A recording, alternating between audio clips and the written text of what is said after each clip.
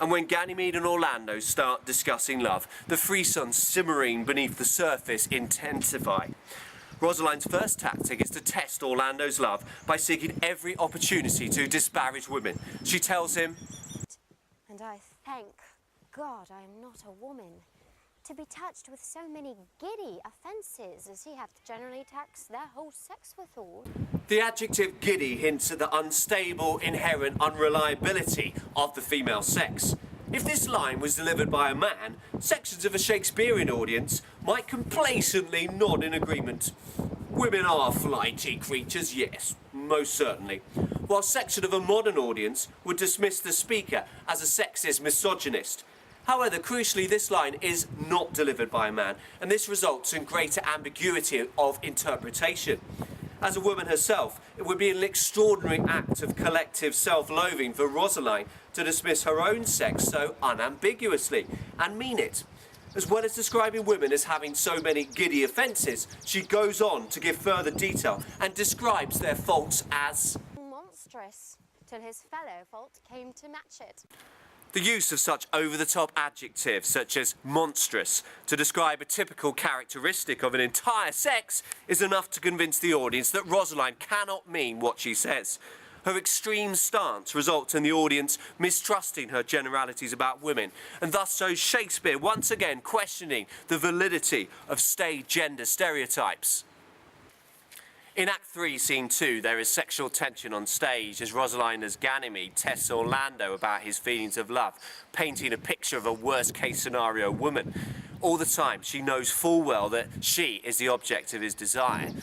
This tension is both homoerotic, as the audience would be watching what is seemingly a man, and in Shakespeare's time would literally be toying, playing and probing with the emotions of another man, and conventionally heterosexual, for the love they are discussing is between a man and a woman. However, in Act 4, Scene 1, the discussion moves from theoretical to demonstrative love, with Orlando having agreed to woo Ganymede as if she were Rosalind, which of course she is, at the end of their previous meeting.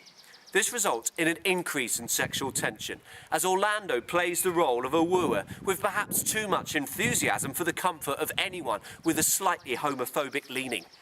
Rosalind as Ganymede enthusiastically calls on Orlando too, and let's go back 70 years to Elizabeth Bergner in the 1936 production. "Come woo me, for now I am in a holiday humour and like enough to consent. What would you say to me now?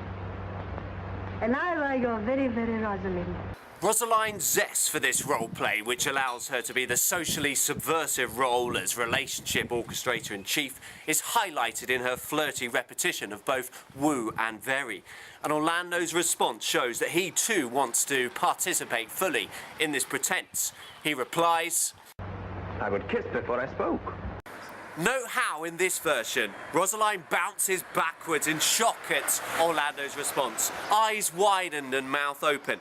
Now look at the same section from Branagh's 2006 film. "Come, woo me, for now I am in a holiday humour and like enough to consent. What would you say to me now, and I were your very, very Rosalind?" "I would kiss before I spoke." Whereas Laurence Olivier in the 1936 production is sincere and earnest when he gives his response about kissing, David Oyelowo as Orlando in Branagh's film is far more forceful and thrusts Ganymede towards him to illustrate the strength of his passion. Convincing role play and passionate feelings are one thing, but David Oyelowo's Orlando shows that he has been entirely absorbed by the scenario that Ganymede has set up, and such close, apparently male-on-male contact is unquestionably homoerotic. Of course, the extent of the homoeroticism is dependent to a certain degree on how convincing Rosalind's disguise is. The more realistic, the greater it will appear that two men are indulging in what would often be the precursory verbal foreplay before sex. I have to say that Bryce Dallas Howard, the actress playing Rosalind in Branagh's production, still seems fairly feminine, in spite of her country gentlemaness tweeds. And so when she is physically manhandled by Orlando, the tension is more of a heterosexual nature. Nonetheless, given how forcefully Orlando plays his role as lover, is Branner suggesting that he has become as attracted to Ganymede as much as he believes he is attracted to Rosalind, a woman he has only met once as herself, and very briefly following his wrestling match with Charles in Act 1, Scene 2. Certainly, Professor Stanley Wells takes this view when he writes, Shakespeare shows us Orlando becoming confused between desire for an imaginary Orlando and for the boy Ganymede, whom the real Rosalind impersonates. It is an ambivalence that would have been enhanced when the real Rosalind was played by a boy. Orlando, utterly convinced by Rosalind's adopted identity, is certainly keen to prove the authenticity and intensity of his love. When told by Ganymede that... Well, in her person, I said I will not have you. His response is the conventionally Petrarchan. Then in mine own person I die. Once again, there are ambiguities in Shakespeare's language. On the one hand, Orlando is saying that he cannot live without his loved one. His love is too intense, too overwhelming to make his life tolerable without the object of his desire. However, as Pauline Kernan confirms in Filthy Shakespeare, Shakespeare's most outrageous sexual puns, die was a frequent pun on orgasm, suggesting Orlando is expressing his desire to relieve himself sexually, and given he thinks he is speaking to a male, and would have been during Shakespeare's time, this is another source of homoerotic tension on stage. And so, by the middle of Act 4, Scene 1, Rosalind's disguise as Ganymede has contributed a great deal to both her own aims in life, but also to the effects of the play as a whole. On a personal level, Rosalind's adopted identity has enabled her to live freely and safely in a new place and independently assess whether the man she loves really loves her. Whilst her ingenious scheme in which this man should prove the authenticity of his love by wooing her assumed character gives her the opportunity to enjoy courtship without any of the usual dangers and trappings, such as premature consummation, for example. On a wider level, Rosalind's adopted identity provides a rich source of entertainment as we enjoy the dramatic irony of knowing what Orlando doesn't, that the apparently precocious youth he is becoming intrigued by is actually the woman he professes to love. The interchanges between them become rapidly infused with ambiguous sexual tension, whilst questions arise in relation to social structures and expected patterns of behaviour for men and women.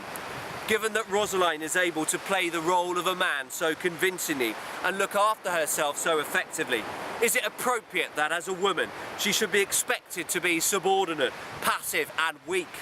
Given that she is able to make effective arrangements for not just her own life, but that of many others, is it right that society denies her such freedoms in her normal, non-disguised state? For in Act 4, Scene 1, Rosalind successfully shifts Orlando from an unrealistic dreamer about idealised love to someone prepared to take on the responsible consequences of love, which in Shakespeare's time, and still for many of us today, would be marriage. Aided by the unique dual perspective that her adopted identity gives her, that of both lover and detached onlooker, Rosalind is able to mock Orlando's Petrarchan utterances about how his very life is in the balance due to his feelings of unrequited love. Following his claim that he must surely die if Rosalind decides not to reciprocate his love, Ganymede witheringly and humorously responds, "The poor world is almost 6,000 years old, and in all this time there was not any man died in his own person, vide licet, in a love cause. Leander, he would have lived many a fair year, though Hero had turned none, if it had not been for a hot midsummer night. For, good youth, he went but forth to wash him in the Hellespont, and being taken with the cramp, was drowned." The references to history and a famous lover aims to force Orlando to snap out of his self-indulgent revelries. In the mythical story of Hero and Leander, the latter swam across the Hellespont every night to meet his loved one, until one night he died in a storm. Rosalind deliberately parodies this story to suggest that Leander was swimming just because it was a hot night and he fancied a wash, rather than that he was taking part in one of the greatest tragic love stories of all time. And in doing so, she shows she is not prepared to pander to unrealistic notions about romantic love, especially when they involve her own future. And so, having refused to allow Orlando Orsino-esque platitudes, and Orsino in Twelfth Night is another man who needs the wiles of a disguised woman to bring genuine fulfilment to his life, Rosalind uses her adopted identity and role as Ganymede to undertake the most socially subversive act of the play. She gets her cousin Celia to perform a mock marriage ceremony between herself and Orlando. Here's how she initiates it in Branagh's production. Come, sister. You should be the priest and marry us. Give me your hand, Orlando.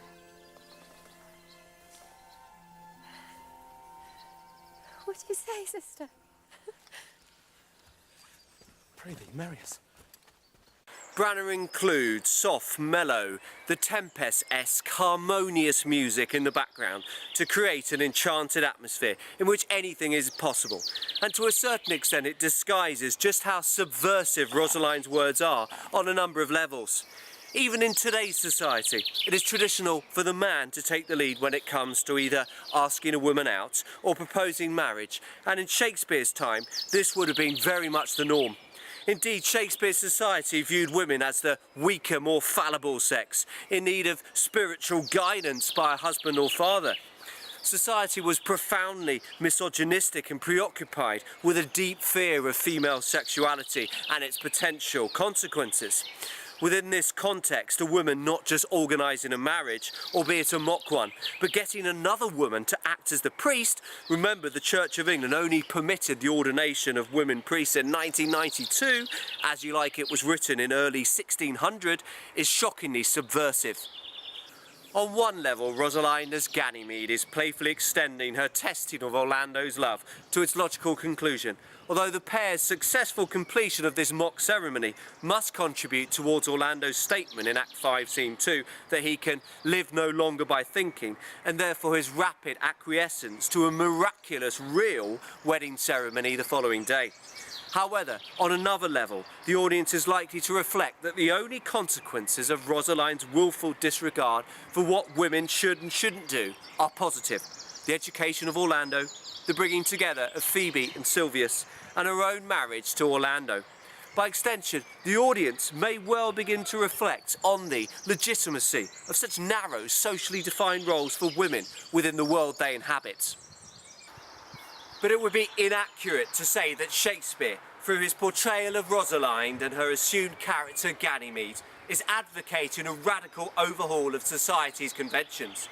In Act 5, Scene 4, Rosalind finally returns to the stage as herself, and now that she has achieved her goals, is content to lose the temporary empowerment that her disguise gave her. Barring the prologue, her penultimate speech is the utterly complacent. To you I give myself, for I am yours. To you I give myself, for I am yours. In Branagh's production, Rosalind speaks slowly, her words signifying deep emotion. There is no sense of regret at losing her freedom, and it is clear that she is embracing the subordinate married life that lies ahead. The phrase, "I am yours," unequivocally shows that she is prepared once again to slot into her role as a man's property, both her father's and now her husband's. It should be a moving, emotional scene in any production, as families and fruitful new relationships come together to abide in what would be a wiser, a more harmonious and crucially more loving world. It is Rosalind's adopted identity that has played a crucial role in beginning this happiness to realisation. And so, to conclude, I would agree that the sexual and social ambiguities of Rosalind's adopted identity are crucial to the effects of the play. But there are other characters and ideas that make As You Like It the masterpiece that it is. How about the brooding philosopher Jaques and his earthy counterpart Touchstone, who both bring a different dimension to the action? Nonetheless, it is Rosalind who gives the play its joyful vivacity, its indelible sense of fun, whilst also subtly questioning both sexual and social conventions within our societies through her disguise as Ganymede. It's been a joy discussing this with you today. Good morning. You've been watching Schofield on Shakespeare.